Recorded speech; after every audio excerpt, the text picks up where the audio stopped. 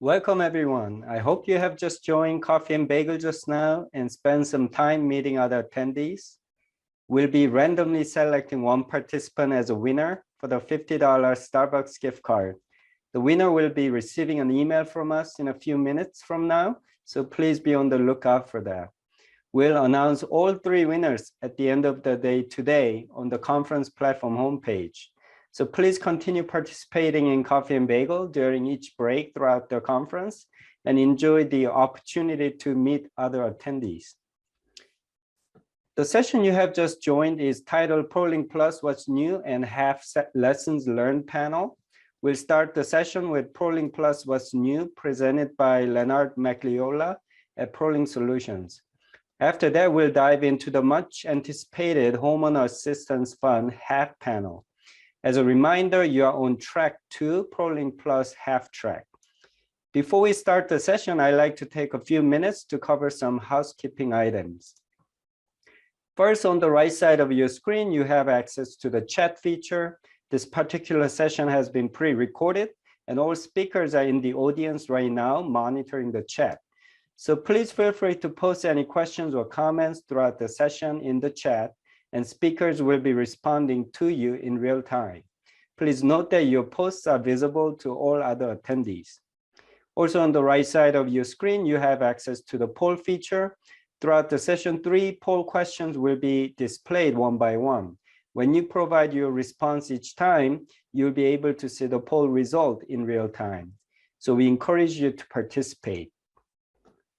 So now, without further ado, I will hand it off to the session speaker, Leonard Magliola, who will be go over Prolink Plus What's New for next 20 minutes or so. Leonard is a senior product owner at Prolink Solutions. Leonard, please take it away. Thank you, Ryan. My name is Leonard Magliola. I am a product owner here at Prolink Solutions, and today we're going to talk about Prolink Plus, our foreclosure prevention platform targeting the Homeowner Assistance Fund. On today's agenda, I'm going to talk a little bit about how we got here with Prolink Plus, go into some homeowner portal enhancements that we've put in this year, and then talk about some agency portal enhancements after that, wrapping up with a little sneak peek at some of the items that are on our roadmap right now. Prolink Plus came out of our hardest hit fund software that we built in 2010 to help with the federal program after the housing finance crisis. And after the HAF bill was signed in, we took that software and revised it and completely rewrote the homeowner portal with an entirely new user experience to give us our new product, Prolink Plus. Prolink Plus is targeting accessibility standards for WCAG AA level conformance and Section 508, and it is responsive to devices in a variety of form factors to give your applicants the most options in applying to the programs. So this is the homeowner portal, and we did do a complete rewrite on it, as I said. One of the additions we added to Prolink Plus was dynamic language translation through Google Translate. Google Translate offers over 107 different languages that we can translate the application into, and that will be done in real time. Another addition we made was if you do have particular groups within your community that you serve that speak particular languages that are more prevalent and you want a more precise language translation of your programs, we do also offer custom translations down here, and we can have third-party translation companies come in, translate the content of the site to a language that meets your local needs. An account is required in order to create an application in the system. So let's go over here to this screen, and I'm going to walk you through that initial process. At least a couple of steps here.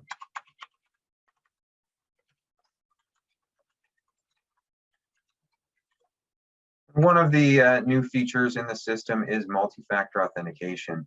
And so we will have a process by which applicants can enter their phone number and get verification codes on their phone in order to log into the system for their data protection. Go ahead and answer my traffic lights here. Forgot to put a password.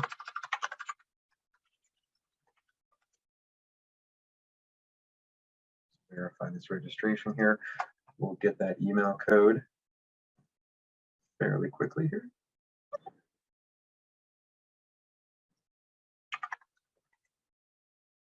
Log in, that does our email verification. So we can get into the system here. And then if we log back out and log back in, we would get asked for verification through the cell phone multi-factor authentication as well. And that is some functionality that can be configured on and off for particular agencies. If we come through and answer a couple of different additional questions here, we get to our pre-qualification questions. And another new feature of the system this year is that we ask for some initial information from the applicants up front before we get to our pre-qualification questions, and the county and the number of people at the address gives us enough information to ask targeted pre-qualification questions, such as, is your total annual household income from all sources less than $101,400? That dollar amount there is custom to the county and number of household members we have, so we are able to ask for AMI-based questions as part of the pre-qualification questions. That's another addition that we made for this year. If we get, if I jump over to another application here real quick, we're a little bit further along in the process. You can see that we have a dashboard that provides visual feedback on how far along the applicant is in the application process.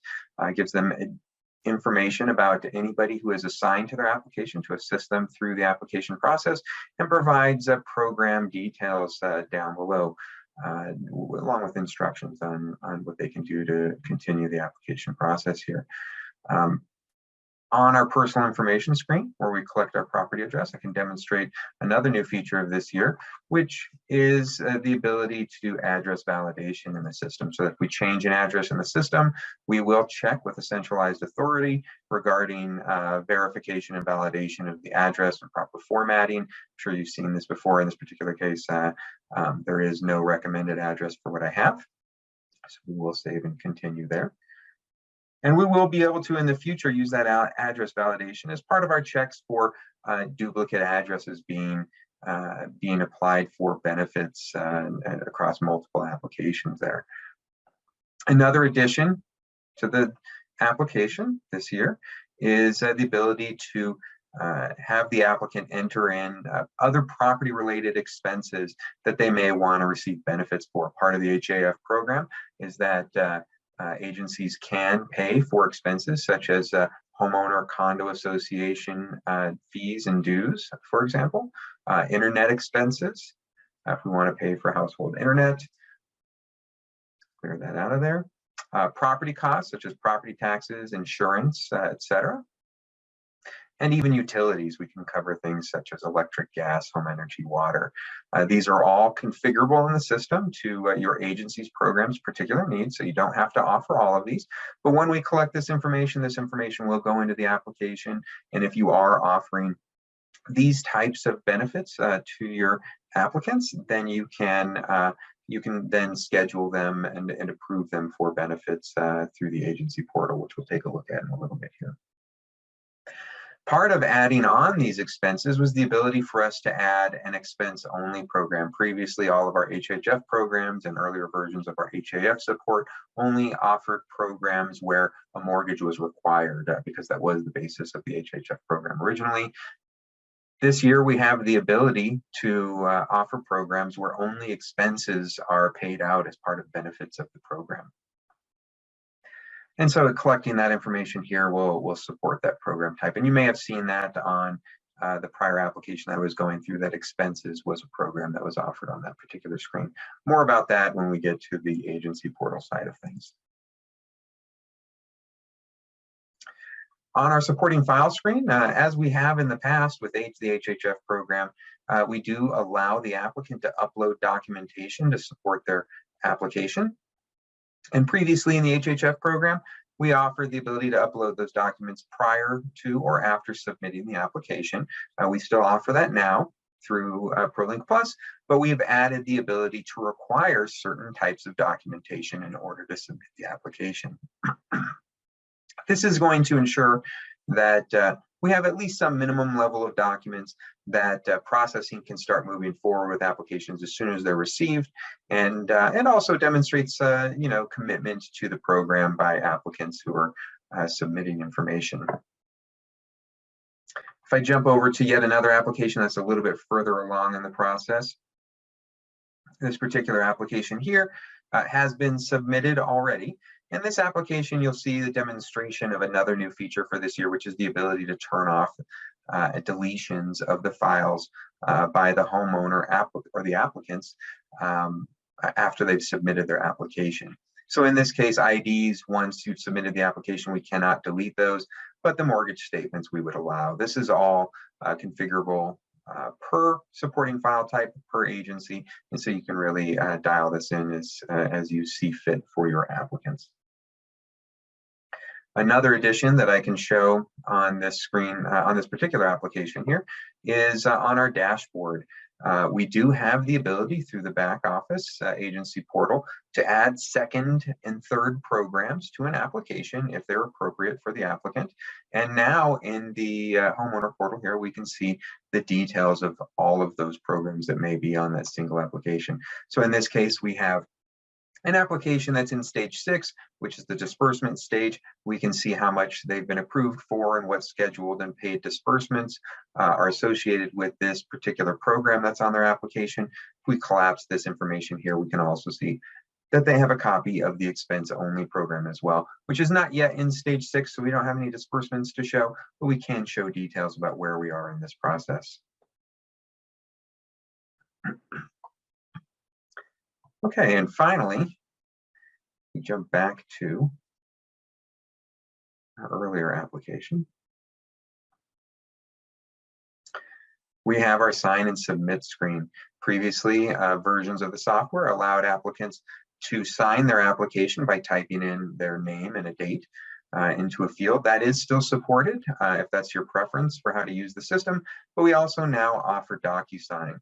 So we can digitally sign a legal signature package by clicking on the Send for Signatures button. The applicant will receive, the applicant's spouse and co-borrowers, if any, will receive an email message from DocuSign with instructions on how to complete the signatures as part of the process. And after the signatures are all in, a copy of the file will be saved on the application in the system, both available both through the agency portal and the homeowner portal as well. In the interest of time, I'm not going to go finish this one right here, but I will show you how on this application that we looked at earlier here, if we come back to our supporting files, you can see that previously when I signed this using DocuSign, a copy of that signature package was saved to the homeowner portal and is accessible here for the applicant to access, and they are not able to delete that either. So we have a permanent copy of that signature there. Okay, that's an overview of some of the changes to the homeowner portal. Let's take a look at the agency portal. Let's jump straight up here to our new additions to our executive overview screen. And for the executive overview screen, we've built out a brand new dashboard using Amazon QuickSight technology. And this will give us a moment here to load up. Okay, so let's jump over to the agency portal now. The agency portal is the back office application for managing and processing applications and disbursements. We have given this year the agency portal a UI refresh, so it looks a little bit cleaner and newer than the older HHF application looked. And one of those big changes that we put in place this year was an update of the executive overview screen to be a dashboard using Amazon QuickSight technology. So here's an example of that dashboard, and you can see we have a variety of different types of charts and diagrams to help us visualize the performance of the program here, including gauges, charts showing number of stages, number of applications per stage, charts showing us how long applications have been in various stages, so we know how quickly they're moving along, dispersed amounts per application classification, so we're able to categorize our applications into a variety of categories, and we can see how much we've dispersed across those categories. We can see a count of applications by classification. We have a nice Sankey diagram here showing us some program stage and status details, and then we can also display disbursement stats and other information based on geographic areas here. We can see some details there by hovering over some of those geographic areas. And we're going to be continuing to add to some of our geographic capabilities coming up, and I'll talk a little bit about that during our roadmap. So we're very excited about the Amazon QuickSight technology and how we've been able to put this to use here in the agency portal.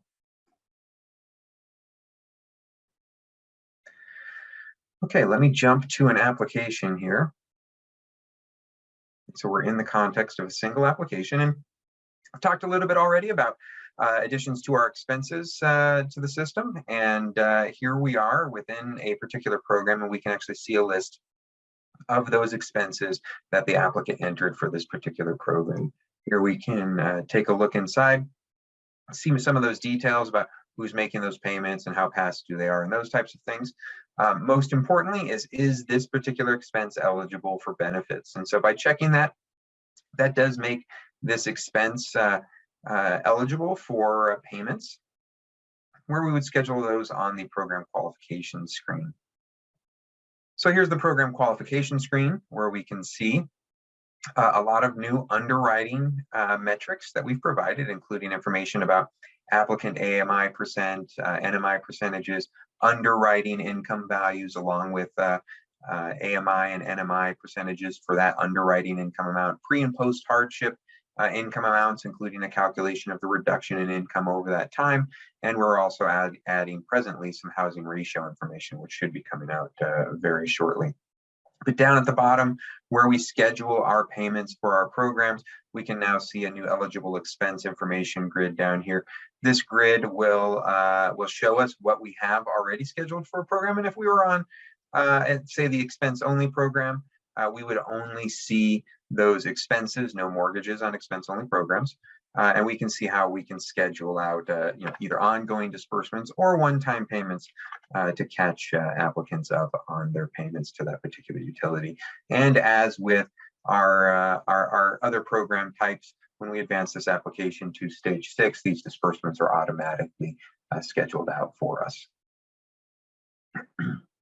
Some other new functionality, hot off the presses here, is our contact attempts functionality. This will allow us to track the number of times we've tried to reach out to applicants. So we can track a date, we can track how we tried to reach out to them, add some comments about our attempt to reach out to them, and a contact attempt result, which lets us know whether we got in touch with them or not. We can use this information, and I believe some of our clients are using this information for inactivating applications where a fair number of attempts have been made to contact the applicant, but they have not reached back out. And so that helps us clear out older applications. And there are some supporting fields and data views we've added to provide the details on last contact attempts and total number of contact attempts we've had with the applicant. Another new feature is the ability at the program level to specify priority counties. So if you have counties that are either low income, predominantly socially disadvantaged, or meet any other metric you'd like and that you would like to prioritize that county for benefits for, you can come to the county settings tab on the edit program screen, check off all those counties that are priority counties for your agency. And then when using the next utility I'm about to show, you can use that priority county designation to help prioritize applications up higher so that they get addressed sooner than others in the system. So let's talk about that prioritization utility right now. Under the utility panel menu here, we'll click on prioritization. And with this tool, you are given a dozen or more different fields that you can use to filter applications by within the system. And so if you want to find applications for the homeowner assistance program, and you want to find only those applications that don't have any priorities set, and you want to find only those applications that have an AMI between 100 and 150%, then you can set up that criteria, including if you wanted to search based on whether or not the property is located in a priority county, and you can search for applications that meet those criteria. We'll get a list of applications down below, and you can either select all of those applications or select one or two of those applications, or however many you need to, and assign a priority to those so that individuals working on the applications will be able to filter down to those priorities and focus on those applications first. Oh, I didn't select the application to update there. Now, if we go to our My Queue screen, which is the screen where users of the system can come in and see all the applications that are assigned to them and in the various stages, and they can filter and sort based on a variety of criteria. Now, we can use the new application priority that we just assigned to filter applications down to only those that have the highest priority. This helps focus our effort and make sure we're getting money out to the folks who need it the most, the soonest, if we can. Okay, that's what I was going to show today from the agency and homeowner portals. The last thing I did want to talk about real quick was just some of the additions that are coming to the system in probably the next few months. And those include additional enhancements to the common data file format, which will hopefully make it easier to use and easier to find the records that are important and take action on those. We'll be looking into adding some homeowner portal-based communication with applicants, wherein the agency portal users will be able to send messages back and forth with the applicants through the homeowner portal. We'll be looking at support for multiple applications per applicant in the system, which will facilitate the ability for applicants to repeat programs in the system as long as they submit a separate application for that. And then a lot more additions around census tracts, low-income census tract identification, and then that's going to bring along with it some enhanced geographic information that we can also report on in the future. And so be on the lookout for those things. Thank you all very much for watching today. Appreciate your time and have a good day. Thank you, Leonard. Prolink Plus is an exciting new product we rolled out this year, which has been very timely in the context of many states nationwide struggling to find an effective solution to deploy the homeowner assistance fund this year. So now we are moving on to a much anticipated panel discussions for the rest of the session. The panel will be moderated by Bree Kruger, who is an Executive Vice President at Prolink Solutions. So Bree, please take it away. All right, thank you guys so much for joining us today for our panel discussion around HAF. We have a few of our clients visiting us today who have been running their pilot programs on Prolink Plus. I'm joined by Ro Arrington, who's the Director of Home Ownership and Public Finance for Arkansas Development Finance Authority, and Denise Hutchinson, who is the Assistant Director of Single Family Mortgage Assistance and Compliance for Tennessee Housing Development Authority. And then finally, we have Joe Collier joining us, and he is with Prolink Solutions as a principal business consultant and someone who is actively working on these Prolink Plus implementations with our clients. So let's go ahead and get started. I want to set the tone for our panel discussion today, starting with really what is the purpose of the Homeowner Assistance Fund. It was established under the American Rescue Plan in 2021 and signed into law in March. And the purpose of that HAF plan is to support homeowners who have experienced financial hardship as a result of COVID-19. So there's almost $10 billion available nationwide in this program. Over the course of the last couple months, states have been submitting their HAF plans to Treasury, especially in August, to lock in those full fundings of their programs. And they're in various stages of those conversations with Treasury, which are starting to pick up now, and a good sign for everybody involved in this program. Before Treasury approval, though, states do have the option to run pilot programs. And so that is something that we have been involved with, both with Arkansas, who started their pilot in June, on June 21st, and then Tennessee in August 16th. Arkansas has funded their first homeowners. That funding happened on July 30th, and then Tennessee in September, on September 20th. So the programs have been running now for a couple months, and there's a lot of good insights that we've been able to gain through that experience. Also kind of giving us a bird's eye view of what Prolink Plus is doing to support each one of these pilot programs and how we are interacting and involved with each of these state agencies. So you can see in this slide, we have Prolink Plus represented in the center. This I call the bird's eye view slide, and that you've probably seen it before if you've attended any of our webinar sessions in the past, really depicting how Prolink Plus technology supports the different parties and roles involved in your HAF program. So on the left-hand side, you can see the homeowner portal represented. On the right-hand side, we have our agency backend portal, all within Prolink Plus. There's two different concepts, two different areas, one front-facing with your homeowners, and then we have our agency behind the scenes backend database. So on the very far left, we have our homeowner who's applying for HAF funds. They are doing that through the electronic application submission process through that homeowner portal. Hopefully that is taking up the majority of those applications. And then we have provisions for some additional hand-holding for those who might need a paper application submission process or need to call into a help center, a call center, get that extra support in submitting their application. Once those applications are submitted into Prolink Plus, they're immediately available for processing and underwriting. So that is what you see on the lower right-hand side, is that party represented going through the agency back end and beginning that process. And then finally, we have our payments going out to those mortgage holders and servicers in the upper right-hand corner, as well as the reporting that we are generating both for the state agencies through our executive dashboard reporting and our data views, as well as our standard US Treasury reporting.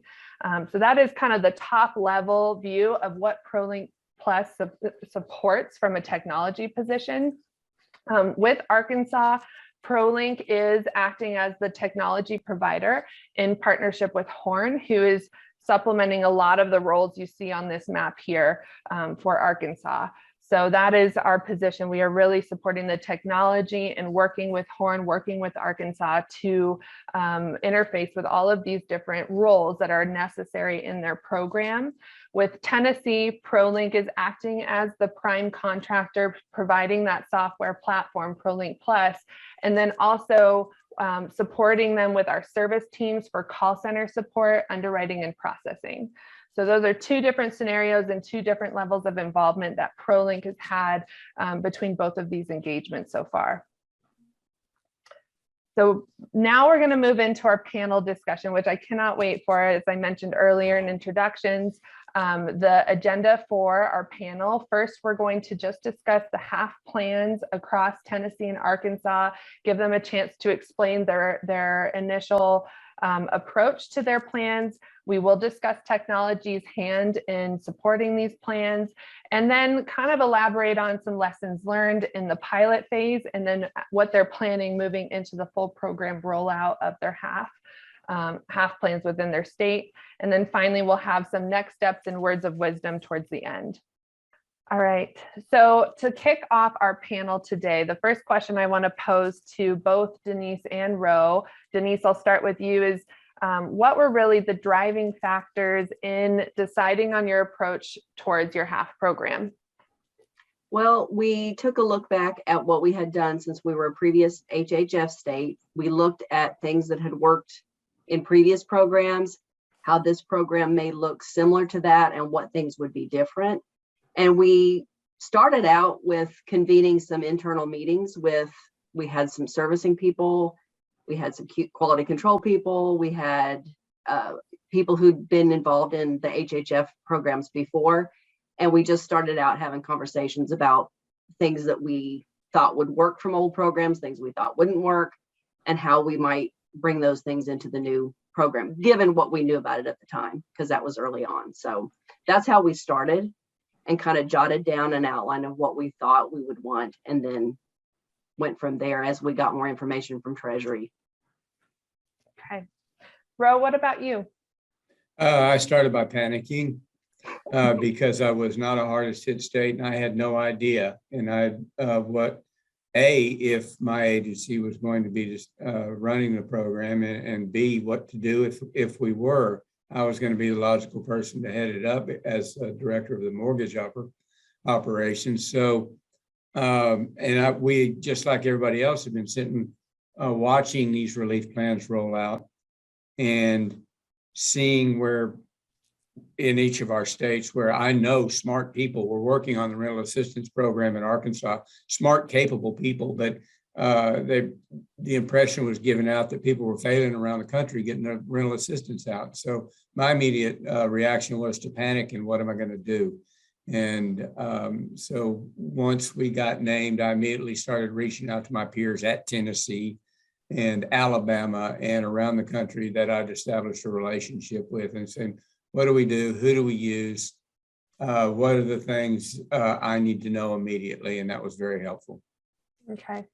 And one question I'm going to kind of pose stemming off of this first one is, both Arkansas and Tennessee, you guys are some of the first states, I think, in the nation to have executed a pilot and to have moved this quickly. Can you give me an insight into the motivations on both sides as to what really was motivating you to move so quickly, so efficiently? Denise, do you want to start?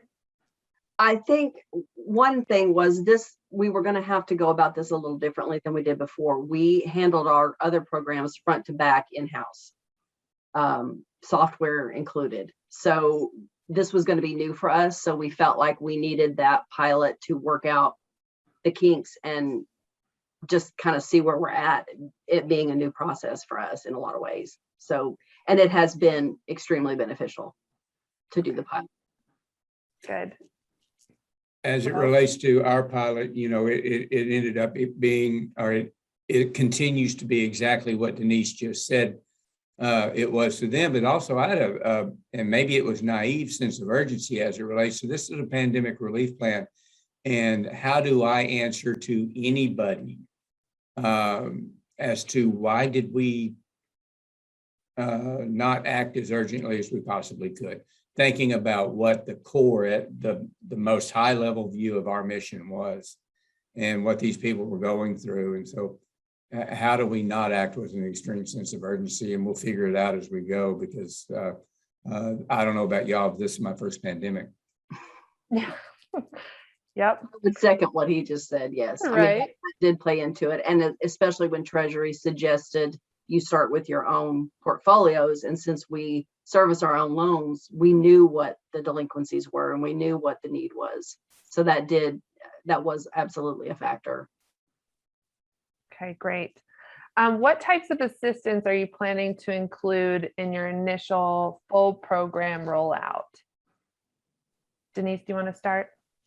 Well, our intention was to structure our pilot as close to what we anticipated the full rollout to be. And so that's what we've done and made changes as we see where we need to do those.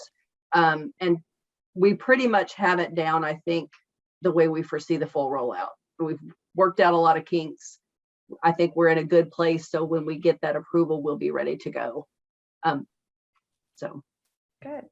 What about I would say I would echo what she said. The pilot's been very, very, very helpful in us seeing what the real needs are, what the real demands are. And without a doubt, we're going to include any benefits that we think that Arkansans are going to need. But I think we're getting a pretty clear picture as it relates to what those are through our pilot program. Good. And then how do you plan to identify the targeted socially disadvantaged individuals in your HAF plan? What are you doing to target and meet those goals? Denise, I'll start with you. We are using, based on Treasury's guidelines, we're using demographic information, which the homeowner provides in their application. And then we also are going to use census tract information and county persistent poverty levels, and English as less than English proficiency as a measurement. So all those factors will be used in determining a socially disadvantaged homeowner. And then of course it'll be tracked in the system. Great. We would be using similar things. The English proficiency is not a term that I've heard used with my team. But obviously, it very well could be now that I've heard it going forward, because we're going to include anything and everything that we possibly can. And on that specific question is one of the things that we are answering and perhaps changing our response after we've gotten our initial questions, if you will, from Treasury. Okay. And then last question I have in this section is, grants versus loans. What made you choose to go with a grant-based program? Sounds like from an industry perspective, there's kind of a theme going on, but there's a couple who do plan to roll out loan-based programs. Can you give any insights into making that decision? That would be great. And Ro, I'll start with you on this one. Yeah, you've been picking on Denise a lot first. I wish I could tell you that it was based on some algorithm that I developed as to why we need to do this. But no, it's common sense in that all the relief programs that we've seen in Arkansas come in some form, or you call them a grant, call them what you will, a gift, whatever it is you want to call them, a need. Of all of them, how in the world do we get our mind around making homeowners, of all people, the economic drivers of our state? From my perspective, how do we make them all of a sudden pay this stuff back? And so it was a high level, simple decision for us. And I think it's pretty congruent around the rest of the country. Right. Denise, do you have any comments? Our thought process was very, very similar to that. And then also from the perspective of past programs, all of our past programs have been loans, but they've been forgivable loans. So in the end, most people, it was forgiven anyway. And then to echo his point, all the other ones are grants, or most of the other ones related to this pandemic were grants. So it didn't take very long to make that decision to just have it be a grant from the start. And one last thing, based on what she said, our mission is to get this money out. And I tell the team, my team at Prolink and at Horn every week in our weekly meetings, let's make this as easy as we possibly can and still withstand the scrutiny that we know we'll receive in years after the program's had its funds dispersed. And a grant is the easier way to get this money fast out the door to the people. Okay, great. Denise, this next question is geared a little bit more towards you. Considering the future position of homeowners and risk for foreclosure after they get support from HAF, are you incorporating loss mitigation into your plan, and how are you doing that? We are, and also we are in a good position having had the HHF experience, because we've learned some things from those past programs, especially the original one where we made extended payments for a long time for people, and some of them still came off unprepared. So this time going into it, we felt like counseling needed to be a huge part of that. And for the people who are getting ongoing payments, they need to have that individual counseling. And the focus of that will be to help them prepare for when those payments end, and what do they need to do to be ready to take those over when they end, and not just have them stop and they're in the same place. They haven't had any preparation for that. So that was a huge thing from the beginning. And as we've added more loss mitigation pieces to this, the counseling will also be a heavy part of that, but it will be more focused on if their situation seems to be more permanent, the hardship they're facing has not been rectified and doesn't seem to be something that's going to be fixed anytime soon, and they need loss mitigation to get a more affordable payment, the counselors will play a part in helping them get there. Okay. and navigate that with their servicer. Right. That's a great segue, because my next question, I'll stick with you on, is counseling. And how are you incorporating counselors into your HAF plan? If you could give us an overview on how you plan to work with your counseling agencies, that would be wonderful. Okay.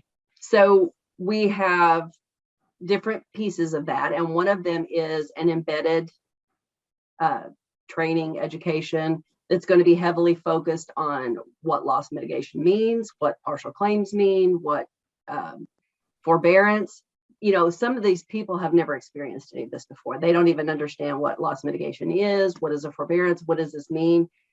So we want to have all that education so they understand what they've just gone through and what their options are for going forward, so they can utilize this money in the best way possible. Does it just mean that they need to have help catching up and they're back to work, they're good, they just don't have the funds to catch up that arrearage?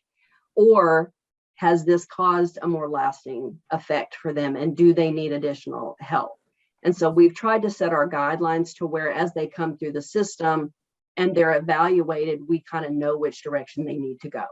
Do they just need that catch-up help, or do they need something more long-term?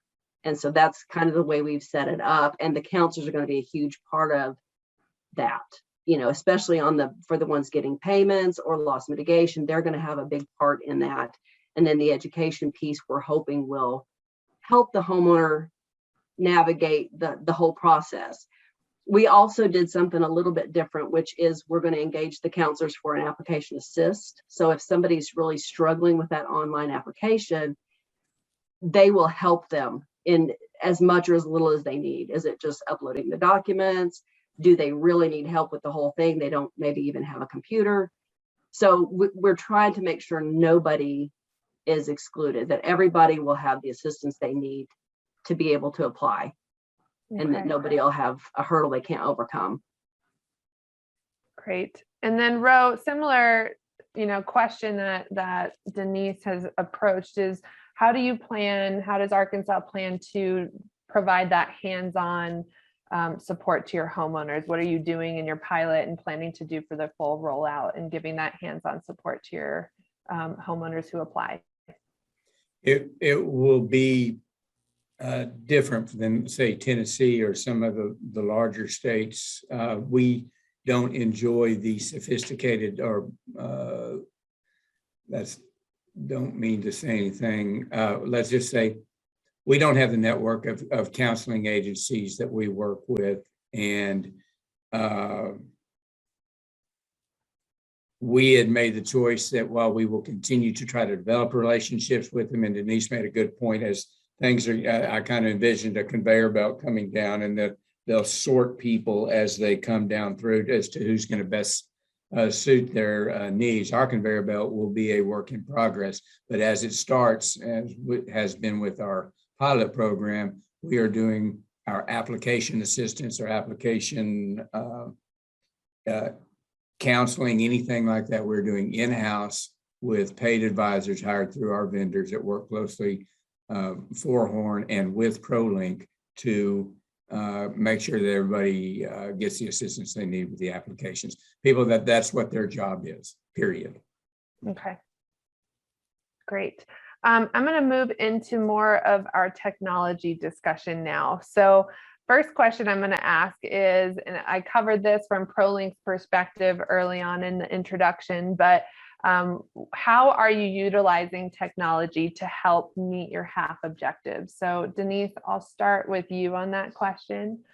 Well, we wanted somebody that, well, I'll tell you, the one thing that stuck out to us with Prolink right off the bat was the reporting, that we would have a lot of that reporting integrated into the system. That was a huge thing for us. Like I said, we've had in-house software that we've used before. It was not, you know, maybe as advanced or as comprehensive as that, because, you know, we developed it in-house, but that was a huge thing, was the reporting capabilities. And as we have started through the process, the customer service and just the willingness to make this system what we need it to be was huge for us. It's been great. I mean, you know, you can't get everything exactly like you want it because it is out of the box, but the customization that we've been able to have done for us has been really great. Great, thank you. Ro, what about you? What again, repeating the question, how are you utilizing technology to meet your objectives for your HAF? Well, and, you know, I'll go ahead, and a recurring theme in my answers is I didn't know what my objectives were. I didn't, because this was my first first go round at this. And so we didn't have the HHF benefit. And with any questions I've over the years that I've come up with that I can't answer, I'm not comfortable with how I'm arriving at an answer, I call my peers. I call other states. I called my HHF states. I called the people that I can speak candidly with as it relates to what am I looking for and who's going to be best to deliver it. And that's how I arrived at my objectives. Okay, great. And Denise kind of already alluded to her experience with Prolink Plus so far, and thank you for that. Ro, what about you? How has your experience maybe been different? I mean, we've worked with Horn a lot in that interaction and relationship, but how has your experience been in working and implementing Prolink Plus?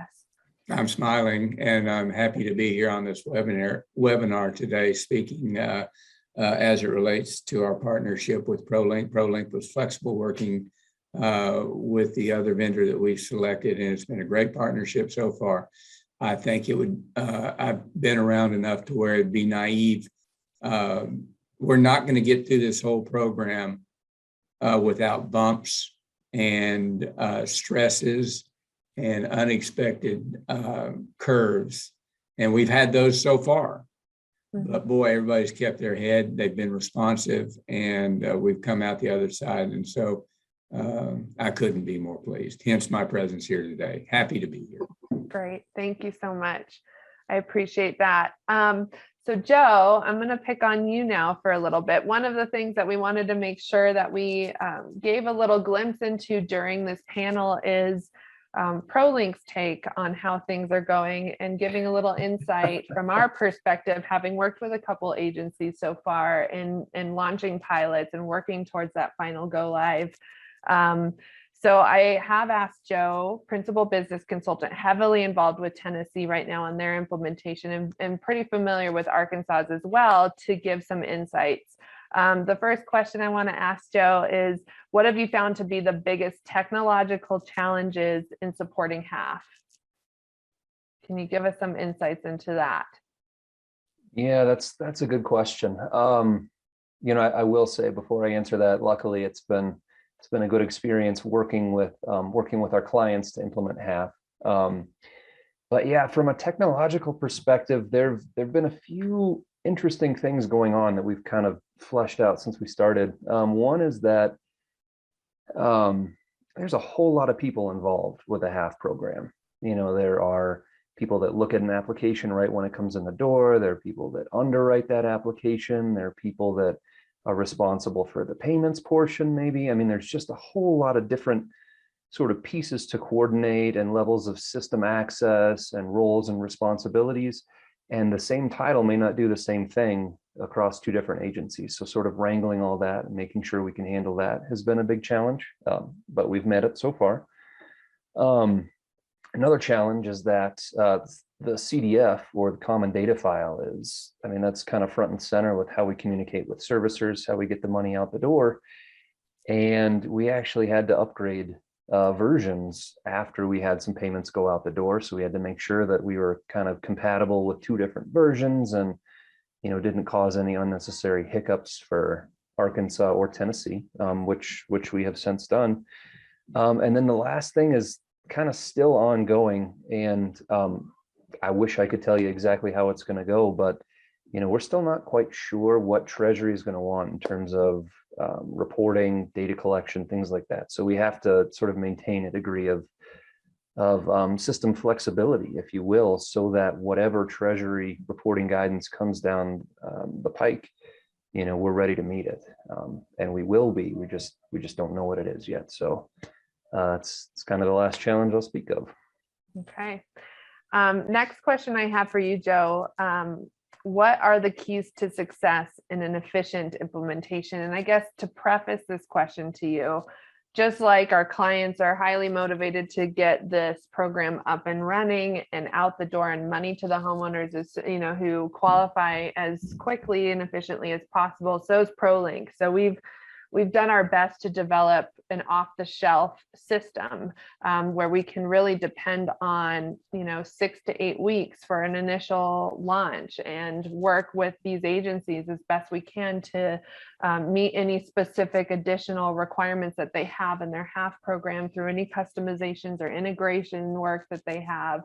But at the end of the day, to stick to as efficient of an implementation as possible, what are the major points? What are the major highlights that you would suggest as highly important? Interesting. Yeah, there's a lot we can do to kind of change the look and feel and really performance of our system. And so I guess, most importantly, we got to figure out what it is we've got to do. And so we start off just with a pretty thorough process mapping exercise, right? We look at, I mentioned before, all the different parties involved in the HAF plan or your HAF program. And okay, what does an intake clerk do? What does a processor do? What does an underwriter do? What does an applicant do? What does it look like from all these different perspectives? And that lets us know, okay, this is what the system has to do in order to meet those needs. And we'll also identify, hey, we can't do that. So do we need to change the system, or do we need to change the process, right? We got to identify those things right up front. So if there is a system change, we've got some time to make that change. Another key, communication, right? We're going to have a lot of meetings. We're going to get together. We're going to become close. We're going to get to know each other really well. And,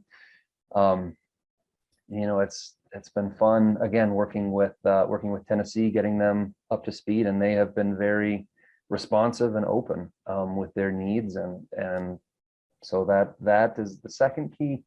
And the last is just be willing to move quickly, be willing to adapt, be willing to be flexible. Bree, as you mentioned, Prolink Plus is off the shelf software. There's a lot of configuration we can do, but if you want to do something one way, we might have to do it a different way in the system, and that's okay. I mean, we're really going to make sure we're meeting your goals maybe differently than you envision it, but so long as we're flexible, we're talking, and we sort of identify what we need to do early on, that should lead to an efficient implementation. Great. Denise, that's a good segue for my question back to you, since you've worked so closely with Joe. You guys do know each other very well. What kind of effort did the implementation process, at least to date, require of your team? I think that's something that we're often asked by agencies exploring vendors is, okay, what is this going to entail for us? So give us some insight into your experience there. So when this process started, because like I said, this was new for us to use an outside vendor for these things. So I'm thinking, well, I mean, how many meetings will it take to go through what we need?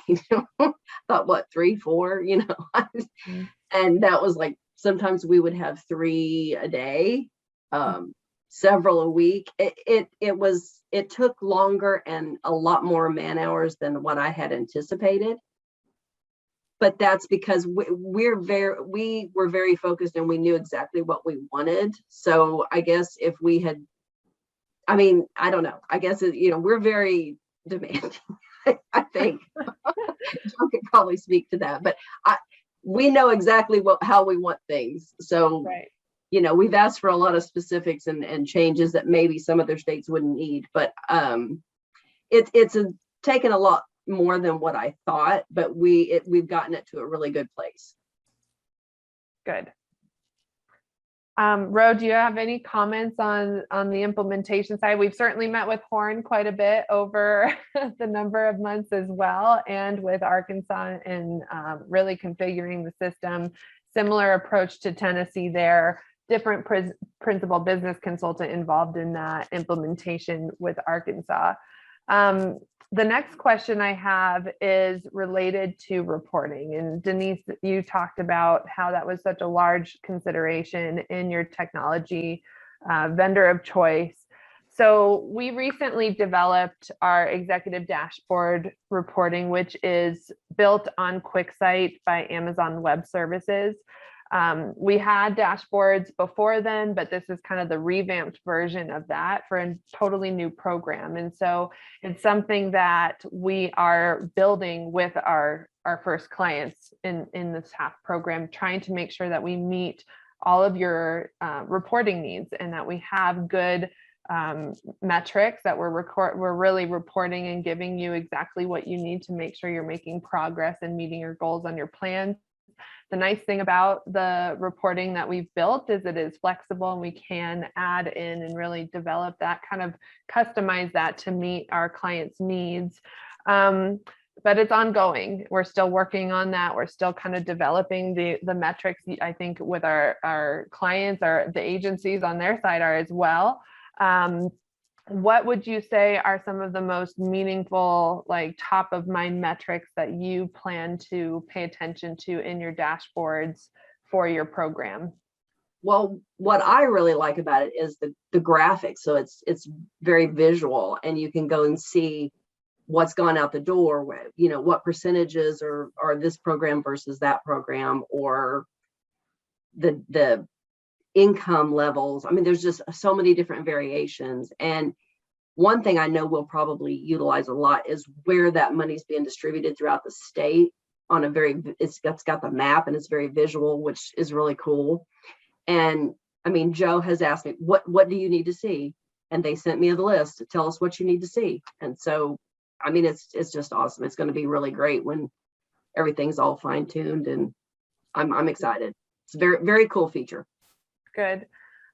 Ro, you had some comments earlier from your recent NCSHA meeting. And so I put a comment in here to ask you, what did you hear on that? I think it had to do with kind of some public visibility into dashboards. And do you have any thoughts around Arkansas's approach there? Well, yeah, it was interesting that some of the people that are viewing this webinar may have been on the same marketing NCSHA formatted HAF discussion they talked about, and it's the first time that I'd heard it as it relates to dashboards that are going to be continuously accessible by the media and any public entity, anybody that wants to look at certain aspects, and what aspects are the HFAs or the administrating agency going to make available for inspection. And that was conceptually not anything that I'd really thought about, but obviously something we're going to do. And while I haven't seen Denise's prototype for a dashboard and really haven't finalized what we're doing yet, I can say that some of the things she alluded to are some of the things that I'm excited about from my role as a director of the program, in that it's almost weekly that I'm either for some form of legislative body, I'm talking to politicians, and I will be eventually talking to people in the media, and neat, cool dashboards with graphics and so on and so forth are going to be very helpful, explaining demographics and then just basic progress in the program. I'm really excited about what we're going to be able to do there. And then also stuff that won't be out in the eye of the public will be the same dashboard and graphics that I use running my mortgage program as it relates to what are the hangups in my applications? How many days is it taking from here to there? What are all the metrics that I need to see? Because that's the only way when we get into this is how we're going to be able to fine tune how we get this product out the door. And I say product out the door. My mission here is just like Denise's and just like it is at Prolink, is to get some relief for the people that really need it. And it's kind of, so I have to view it like a business, and it is getting a product out the door, but make no mistake, I don't mean to lessen what we're doing here. We're not making widgets. We're trying to help people. Right. Thank you. Rose, sticking with you, one of the questions I wanted to ask is, I think earlier I talked about both of you have taken such proaction in building and launching your plans and your programs. But the climate has shifted since the early months of HAF. So, from our first day one kind of getting together till now, things have changed a little bit. The timeline has gotten a little bit longer in rolling out the programs than I think anybody initially expected based off of the emergency rental program and the urgency around that. So Ro, what has been your experience there? And do you have any thoughts around kind of from day one and then looking back to now, pros and cons? We've had the chance to learn a lot over the last few months, certainly as we've waited for events to actually happen as well. And I think I mentioned earlier that urgency was the call. It was all consuming. Urgency was.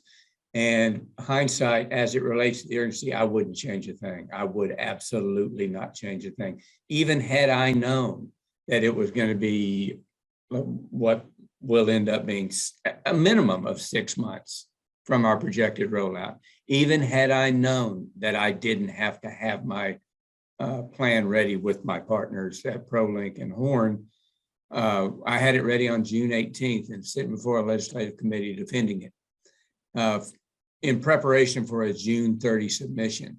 Even if I hadn't known that we didn't have that sense of urgency, I wouldn't change a darn thing I did there, because we've learned so much in the pilot program and the rollout and encountering and tackling the problems that I had no clue even existed. Again, this is my first pandemic and this is my first major federal program. So I didn't know where the boogeymen were, and they appeared in places I didn't expect them. So I wouldn't change a thing there. And as it relates to how the atmosphere has changed, I don't have to keep my staff with a sense of urgency. I think they, at least when I'm in the room, they act like they have it. But again, we're not where we thought we would be in December when we started working on this, really in April. Right. Okay. Moving into another area of focus, outreach. So outreach looks a little different for pilot program versus full program launch. I'd like to ask how you've approached your outreach in your pilot, and then what you plan to do for your full program that's different from that. If there's any success or kind of lessons learned along the way with outreach, please bring those up as well. Denise, I'll start with you. So for our pilot program, of course, like I said, we're working with our own portfolio. So we sent out targeted emails to people who were in a COVID forbearance. We've had I think, a hugely successful response from that. And so we've done that, and we've done follow-up outreach for people who maybe started the process and kind of got stuck and didn't follow through. The call center's been great with helping us reach back out to them and try to move them through the system. And so we're doing something similar where anybody who's contacted us from an outside servicer, we're directing them to put their email in to be contacted for the full rollout. We're coming up on 2,000 there that will be sending those emails out as soon as the portal opens to other servicers. So we expect a big influx from that. And then we've been working directly with our marketing and research teams, our communications teams, to put together a plan where we need to target based on the research that our research teams have done. So we have that all, ready to go. As soon as we get the go ahead and we know when our go live date is, we will get that launched. But we have it planned where we need to target and what we need to do. So we're ready to go. Great. Ro, what about you guys with outreach? Pilot Well, our versus full outreach program. has been similar to hers as it relates to, we're working with a captive population through the servicers, two of which do our loans that we've originated here. And we've since expanded that a little bit to go outside those two servicers as it relates to people that have gone to our website and said that when more information is available, please include us, and left it in the portal. We've started reaching out to those people as we've gotten to them, but our outreach obviously has been limited to those populations. The other outreach that we roll out, it'll be anything and everything, any soapbox that I can stand on, and any data that Prolink or anybody that can provide for us, and any media that we can use to get it out there. no reasonable stone will be unturned. And as it relates to the outreach, again, my naivety towards this, I was wholly unsuspecting as it relates to the skepticism that my outreach efforts, albeit limited now, but will be going forward, the skepticism by which it's met, and we'll work to overcome it. But again, too many of us get phone calls all the time from people trying to sell us things that we don't know and we have no relationship with, and we don't answer those calls. We don't give them a chance to even talk for the most part. And I had no idea that people it makes sense, but I certainly didn't expect that they would greet our phone operators with the same skepticism. Yep. So the next question I have is, what have you learned from your pilot program? So what I wanted to get out of this is like biggest obstacles. What would you do differently? What would you do the same? And really this is just thinking about your pilot so far. Ro, some of this has come out already in some of the other questions, but do you have any additional thoughts that have come to mind for you in lessons learned from this initial pilot phase? Nothing that I hadn't already spoken of, other than I would have started larger. I would have cast a wider net. I would have cast a much wider net as it relates to qualified applicants in my pilot program, based on what I've seen as not the demand that I expected. Okay. I think I let other federal programs skew the way I was going to view the acceptance of this one. And so that would be the only thing that I hadn't already mentioned. Okay. Denise, what about you? And I don't think we would change anything. I mean, Ro mentioned bumps in the road, and we've had a few. We've had things we didn't think about, that we would need to do system-wise, or, just different things with internal staff. We're doing the back end piece. We're doing the payments in-house.